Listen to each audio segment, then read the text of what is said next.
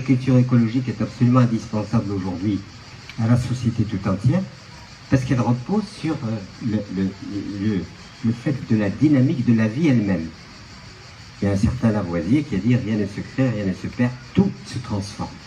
Et bien cette logique des choses qui se transforment, c'est ce que l'agriculture écologique propose, de façon à permettre aux populations, par leurs propres moyens, à répondre comme ils l'ont fait pendant des siècles, à leurs besoins alimentaires. Et ça, on ne peut pas plaisanter sur l'alimentation, puisque les évolutions générales aujourd'hui, concernant la maîtrise de la survie alimentaire, sont tous atteints par des interventions extérieures qui, eux, sont loin d'être charitables.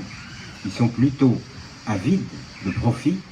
Et donc, aujourd'hui, c'est une question qui se pose d'une façon très très forte. Et malheureusement, il y a en même temps l'endormissement de la conscience collective, l'endormissement du citoyen. On m'a dit la COP 21 ou 22 ou 23, c'est du pipeau. C'est une façon. La COP de quoi? La COP qui, en fait, par une manœuvre très très précise, ça consiste en quoi? Dormez, braves gens, nous nous occupons de l'environnement, tout ça. Soyez tranquilles. Et quand vous cherchez, vous trouvez des lobbies financiers, des trucs qui organisent tout ça.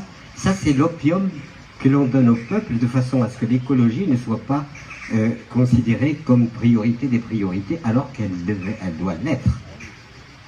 Il n'y a pas longtemps, une journaliste importante est venue me voir, me disant, parce qu'elle faisait une enquête sur l'eau. Je lui ai dit, madame, vous êtes de l'eau. Il y en a de la flotte, là. Évidemment, moi, si on me presse, il n'y aura pas grand-chose. Voilà. Mais nous sommes de l'eau. Nous sommes ça. C'est pas l'eau et moi, je suis de l'eau. Voilà.